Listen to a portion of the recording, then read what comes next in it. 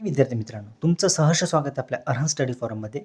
विद्यार्थी मित्रांनो, बृहमुंबई महानगरपालिका junior engineering electrical plus mechanical और सिव्हिल या विद्यार्थ्यांसाठी आत्ताची जी अपडेट आहे ती अत्यंत महत्त्वाची अपडेट असणार आहे. कारण जी पिटिशनरचे वकील आहे त्यांनी कोर्टासमोर काय म्हटलं किंवा कोर्टासमोर जे अपडेट आलेले आहे ती अपडेट अपलोड झालेली आहे. ते अपडेट अपलोड झाल्यानंतर एका विद्यार्थ्याने मला मेल केला, त्याला मला ती कॉपी अटॅच केली. ती मी आता जस्ट वाचली किंवा मी रीड केली. त्यानंतर जे अपडेट तुमच्यापर्यंत मी घेऊन येत आहे त्या विद्यार्थ्याने मला पाठवलेले आहे. त्या विद्यार्थ्याचा प्रथमतः धन्यवाद. आणि नवीन अपडेट जी आता आलेली आहे त्यामध्ये रिझल्टचा जो अँगल आहे तो समजून घ्यायचा आहे.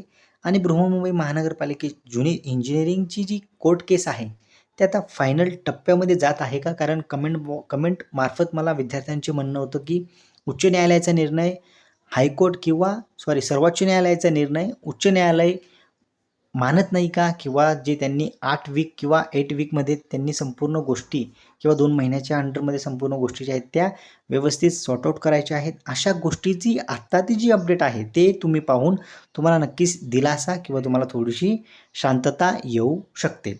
मग आता ती जी अपडेट आहे ते मी तुम्हाला दाखवण्याचा प्रयत्न करतो आणि ती अपडेट आपण समजून घेण्याचा प्रयत्न करणार आहोत. तत्पूर्वी विद्यार्थी मित्रांनो, तुम्ही जर नवीन असाल चॅनलवर तर चॅनलला अगोदर सबस्क्राईब करून घ्या, जेणेकरून तुम्हाला अशाच पद्धतीचे अपडेट्स वेळोवेळी मिळत जातील. आता इथं तुम्ही पाहू शकतात विद्यार्थी मित्रांनो, ज्या विद्यार्थ्याने मला पाठवलं होतं ते मी डाउनलोड केलेलं आहे. त्याच अनुषंगाने मी तुम्हाला दाखवण्याचा प्रयत्न करत आहे. आता मी तुम्हाला पहिला जो मुद्दा आहे तो मी तुम्हाला वाचून दाखवतो, रीड करतो. Mrs Karnik learn senior council appearing for the petitioner has sought leave to amend the petitioner by deleting petitioner number 1 as cause of action in respect of the petitioner number 1 has become infructuous in view of petitioner number 1 having been selected to the higher post with respondent number 1 Brihanmumbai municipal corporation BMC.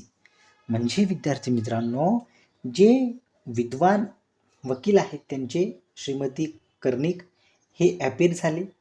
त्या ॲपीर झाल्यानंतर त्यांनी petitioner number 1 आहे त्याचं नाव मी तुम्हाला दाखवत नाही, परंतु ज्याने पिटिशनर नंबर 1 जो आहे त्याचं नाव वगळण्यासाठी किंवा डिलीट करण्यासाठी त्यांनी जी रिट पिटिशन आहे त्यामध्ये दुरुस्त करण्यासाठी त्यांनी परवानगी मागितलेली आहे. ती परवानगी त्यांनी अर्जाने मागितलेली आहे. जे पिटिशनर आहेत, ज्यांनी पिटिशनर दाखल केलेले आहे, जो पिटिशनर नंबर 1 आहे, ज्याचं नाव पिटिशनर नंबर 1 असेल त्याचं सिलेक्शन जे आहे ते उच्च म्हणजेच जे काही असेल बृहन्मुंबई महानगरपालिकेमध्ये उच्च पदावर त्याची जी आहे ती निवड झालेली आहे. त्या अनुषंगाने किंवा त्या संदर्भात त्याची जी कारवाई आहे ती निष्फळ ठरते. त्या अनुषंगाने त्याची जी नाव आहे ते डिलीट करण्यासाठी दुरुस्ती रिट पिटिशन दाखल करण्यासाठी त्यांनी परवानगी मागितलेली आहे. त्यानंतर मग दुसरा जो पॉईंट आहे तो पॉईंट म्हणतो तुमचा की ज्यानुसार तुम्ही लिव्ह जी आहे तुमचा जो अकॉर्डिंगली लिव्ह इज ग्रांटेड, म्हणजे तुम्ही जो अर्ज केलेला असेल तो ग्रांट झालेला आहे. म्हणजे तुम्हाला जे तुम्ही पिटिशनर नंबर 1चं जे तुम्ही ज्यांनी बाय ॲडव्होकेटनुसार ते जे आलेले असतील, ॲडव्होकेटांनी जे सांगितलं की पिटिशनर नंबर 1चं नाव आम्हाला डिलीट करायचं आहे, त्यासाठी आम्हाला दुरुस्त प्रत दाखल करावी लागेल. त्याच्यासाठी माननीय उच्च न्यायालयाने परवानगीसाठी आम्हाला परवानगी द्यावी. तो परवानगीचा अर्ज जो आहे तो मान्य झाला. त्यानंतर the petitioner shall amend the writ petitioner by deleting petitioner number 1 within a period of 1 week from today. Reverification is dispense with. म्हणजे त्यानंतर त्यांनी सांगितलं की तुमची जी याचिका आहे किंवा तुमचा जो आहे तो मंजूर करण्यात येत आहे. याचिकाकर्त्यांनी आजपासून एका आठवड्याच्या आत याचिकाकर्ता 1 म्हणजे जो पिटिशनर नंबर 1 आहे त्याचं नाव वगळून रीट याचिका जी दुरुस्त करायची आहे ती लवकरात लवकर दुरुस्त करून तुम्ही तिथं ती दाखल करायची आहे. त्यानंतर तिसरा पॉईंट म्हणतो the petitioner shall serve the amend with writ petition on the respondent upon carrying out the amendment. म्हणजे दुरुस्त केल्यानंतर याचिकाकर्त्याने सुधारित जी रीट याचिका असेल ती प्रतिवादींना द्यायची आहे.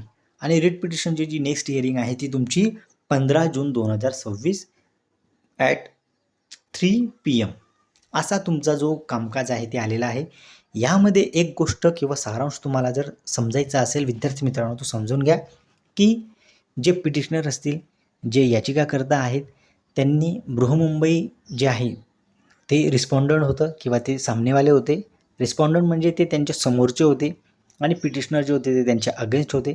मग आता नंबर 1चा जो पिटिशनर आहे त्या पिटिशनरला BMCमध्ये उच्च जे आहे एखादी पोस्ट असेल त्याची उच्च पोस्ट असेल त्याची त्यामध्ये त्याचं सिलेक्शन जे आहे ते झालेलं आहे. उच्च पदावर त्याची जी निवड आहे ती झालेली आहे. त्यामुळे आता त्याची ही जी पूर्ण त्याने जे दाखल केलेलं होतं किंवा त्याने कशासाठी दाखल केलं असेल, नोकरीसाठीच केलेलं असेल, त्याचं ते निष्फळ होतं. कारण त्याने ज्या पर्पजसाठी दाखल केलेलं आहे त्याचा पर्पज जो आहे तो सर्व झालेला आहे. त्याला त्याच BMCमध्ये उच्च अशा पदावर त्याची निवड झालेली आहे. मग त्याला ह्या पिटिशनरमध्ये किंवा ह्या रीट पिटिशनमध्ये त्याचं काय काम, म्हणून त्याने बाय द ॲडव्होकेट जे विद्वान वकील आहेत त्यांनी सांगितलं किंवा त्यांच्या वतीने ते जे वकील आहेत त्यांनी कोर्टासमोर त्यांनी सांगितलं की आता त्यांची जी आहे ती कारवाई जी आहे ती निष्फळ ठरेल. त्या अनुषंगाने त्यांचं नाव डिलीट करण्यात यावं यासाठी त्यांनी एक अर्ज दिलेला असेल आणि तो अर्ज जो आहे तो मान्य झालेला आहे. म्हणजे विद्यार्थी मित्रांनो, आता जे आहे ज्यांनी केस केलेली आहे तेच विद्यार्थी किंवा ते जे असतील ते जर त्याचं नाव डिलीट करत असतील किंवा ते त्या केसमधून जर मागे पाय घेत असतील किंवा माझा या केस संबंधित आता काहीही संबंध नाही असं करून जर ते रीट पिटिशनची दुरुस्त प्रत जर दाखल करत असतील, म्हणजे जी केस आहे किंवा त्या केसवर ज्या विद्यार्थ्याची पकड असेल त्याने वकील लावलेला असेल, म्हणजे त्याचा त्या केसपासून लांब होण्याचा जो मार्ग आहे तो तुमच्यासाठी, म्हणजे जे विद्यार्थी आतुरतेने वाट पाहत असतील कशाची, गुणवत्ता यादीची, त्यासाठी ही जी आजची अपडेट आहे ती अत्यंत महत्त्वाची आहे. कारण ज्याने केस केलेले आहे तोच स्वतः आता या केसपासून लांब होण्याच्या मार्गस्थ आहे. आता तो दुरुस्त रीट पिटिशन दाखल करेल, त्याला ग्रांट म्हणजे त्यालासुद्धा परवानगी मिळालेली आहे. आता तो दुरुस्त प्रत दाखल करेल, त्यामधून त्याचं नाव जो आहे पिटिशनर नंबर 1 तो ऑटोमॅटिकली डिलीट होऊन जाईल.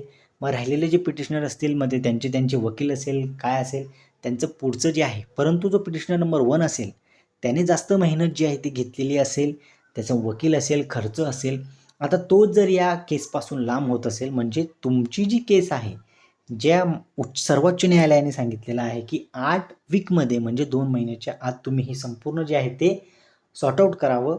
त्या अनुषंगाने जे आहेत विद्यार्थी मित्रांनो, तुमची जी वाटचाल आहे या केसची त्या दिशेने जाताना दिसत आहे.